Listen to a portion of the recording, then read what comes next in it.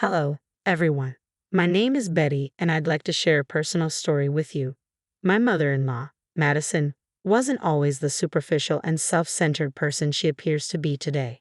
According to my husband, Edward, her transformation occurred later in life. Edward grew up in humble circumstances.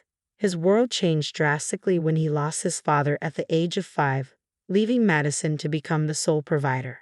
Despite the challenges, she rose to the occasion, ensuring they had a stable, albeit modest, life. This resilience makes her current behavior even more striking. Through sheer determination and brilliance, Edward earned a full scholarship to medical school and eventually became a respected doctor. Despite his professional success, he remains grounded, a trait I deeply admire.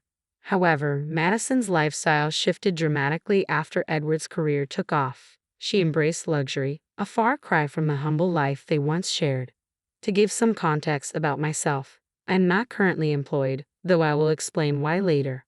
However, this does not mean I am financially unstable or reliant on others. Unfortunately, my first meeting with Madison got off to a rocky start due to her harsh misjudgment of my appearance and demeanor. When we met, her reaction was anything but welcoming. "Edward, is this the girl you've been excited about?" she questioned, scrutinizing me. "She looks so ordinary and unremarkable. Why her? Does she even work?" In that moment, Madison unfairly branded me as a potential gold digger, assuming I had ulterior motives for being with Edward. Her comments cut deeply, creating a tense dynamic from the start. Despite Edward's efforts to defend me, the encounter escalated into a heated argument. Eventually, we left, and during the drive home, Edward apologized for his mother's behavior. He admitted she had overstepped her boundaries and tried to reassure me. "She's changed," Edward explained.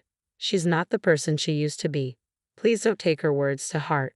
Although his words were comforting, the thought of maintaining a relationship with Madison felt daunting. However, as Edward's only remaining parent, I knew cutting ties completely wasn't a practical solution. "I'm not asking you to be friends with her," Edward said gently, "but could you try to be civil?" Reluctantly, I agreed to be respectful, though I doubted Madison would return the favor. "Don't worry, Betty," he reassured me. "If she steps out of line again, we'll reassess how we handle things. I love my mom, but I love you too, and I won't let her mistreat you." Even with Edward's support, I remained uneasy about my relationship with Madison. 4 years later, Edward and I got married in a simple courthouse ceremony, largely due to financial constraints. Edward was still supporting Madison, sending her a significant portion of his income each month for so-called emergencies. This practice continued after our marriage, putting the strain on our own finances. I never interfered with Edward's decision to support his mother, believing it was his right and responsibility. However, Madison's behavior became increasingly problematic. She often spoke negatively about me to her friends, spreading rumors that painted me as a gold digger. At first, I tried to ignore the slander, but it began to damage my reputation. Despite Edward's best efforts to mediate, Madison remained cold and distrustful. She was convinced I wasn't a suitable match for her son and treated me with disdain and suspicion. The ongoing tension made me question how long we could sustain this fragile family dynamic. Then, one day, Edward shared unexpected news. Madison wanted to invite me to a small gathering she was planning. Given her clear dislike for me, I was skeptical of her sudden change of heart. Edward, however, reassured me. "She wants to make amends," he said confidently. "She's trying to turn over a new leaf."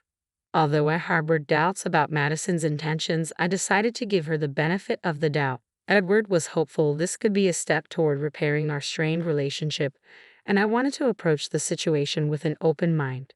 As the party date approached, I waited for more details from Madison with a mixture of eagerness and apprehension.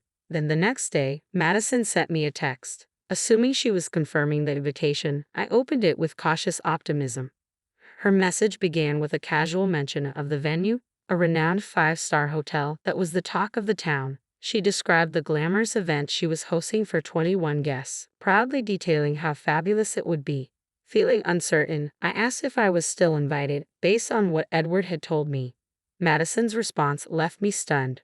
With an air of arrogance, she clarified that I was not invited. She emphasized the exclusivity of the event, the prestige of her guests, and her family's supposed wealth, making it clear that I wasn't part of her plans.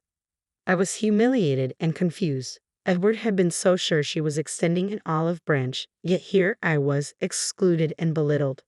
Though hurt, I knew I had to maintain my composure. I calmly responded to Madison, explaining the misunderstanding, but her reply was patronizing. She suggested I couldn't possibly comprehend the complexities of organizing an event of such high caliber. Faced with her disdain, I chose to preserve my dignity, acknowledging her message without engaging further. After Madison's dismissive reply, I made it clear I had no interest in attending the gathering where I wasn't welcome. Rather than soften her tone, Madison doubled down, flaunting her supposed status and exclusivity. Though I felt a strong urge to respond in anger, I decided against it. Instead, I chose not to share the upsetting exchange with Edward and waited for the day of the party to pass. On the day of the event, Madison, seemingly oblivious to the emotional toll her words had caused, sent me a photo of herself and her friends dressed in lavish designer outfits. She later posted boastful updates on social media, highlighting the elegance of their evening. I ignored it all, focusing on my work and patiently waiting to see how things would unfold. About 2 hours later, I received an unexpected call from my father, which brought a surprising twist to the story. Here's something I hadn't shared widely. My father owns the very hotel where Madison was hosting her party, a fact she was unaware of. 4 years ago, I inherited a substantial sum from my grandfather, which I invested in my father's business. As a result, I now receive a share of the profits from the hotel and other family-owned enterprises. Despite my comfortable financial situation, I've always preferred to maintain a low profile, which is why Madison had no idea about my connection to the venue. My father's call revealed another layer of irony. Madison and her friends, oblivious to the high costs associated with such a luxurious venue, had racked up a bill of $4,000. After enjoying their extravagant evening, they requested a 60% discount, claiming they were short on cash. My father, aware of the situation and having heard complaints from staff about Madison's group being rude and entitled, sought my advice on how to handle it. As he described the scenario, I couldn't help but reflect on the irony. Madison, who had used the party to flaunt her supposed superiority, couldn't afford the event she had so proudly hosted. I shared my frustrations with my father, recounting how Madison had demeaned me while unknowingly hosting her event at my family's property. The situation felt like an unexpected poetic form of retribution for her earlier behavior. As my father and I discussed Madison's ostentatious display and the burdens she and her guests had placed on the staff, he fully grasped the irony of the moment. Together, we decided how to address the issue in a way that would both uphold the hotel's policies and serve as a quiet, meaningful lesson for Madison. Half-jokingly, I suggested to my dad that Madison and her entourage could make amends by washing dishes and cleaning the restaurant floors, considering their disrespectful behavior toward the staff. While the idea carried a hint of poetic justice, it also presented an opportunity to teach a lesson in humility and respect. My dad, amused by the suggestion, playfully added that if Madison escalated the matter, involving the authorities was always an option, though we hoped it wouldn't come to that. He chuckled at my suggestion, giving it an enthusiastic endorsement, and even joked about documenting the moment with photos. What started as a fan comment soon turned into reality.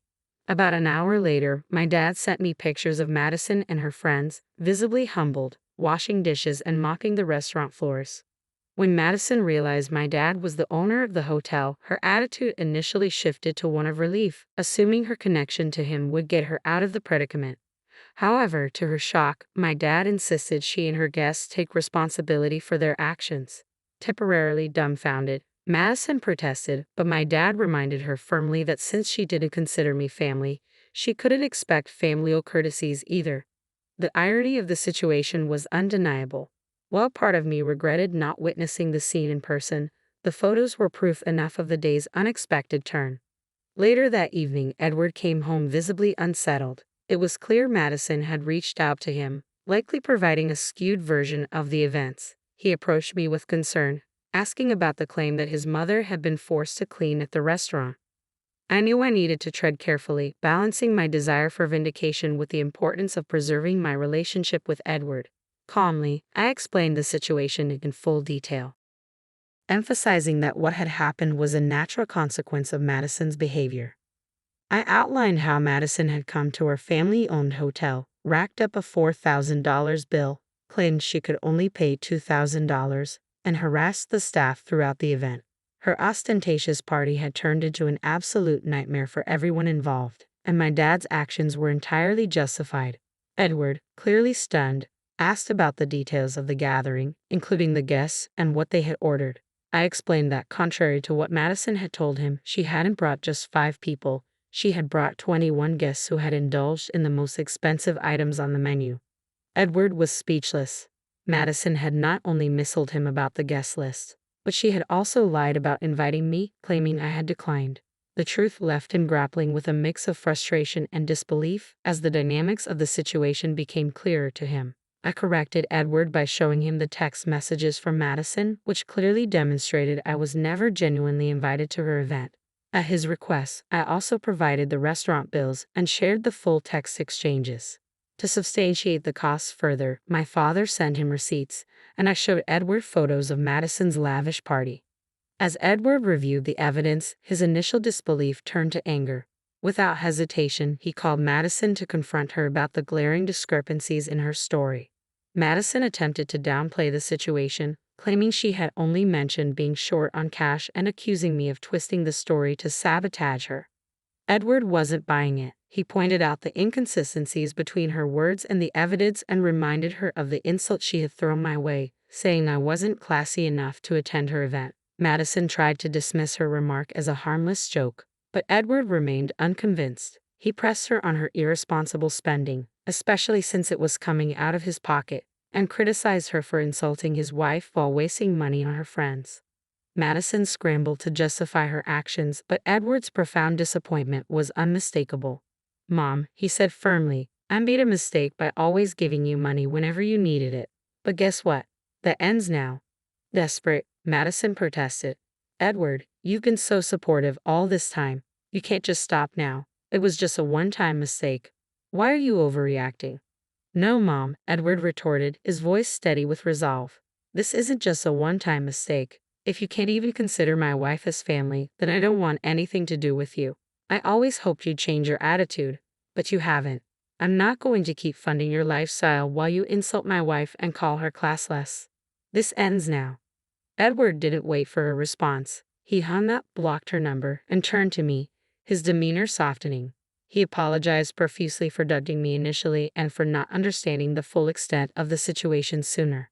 I forgave him, appreciating that he had stood up for me when it mattered most.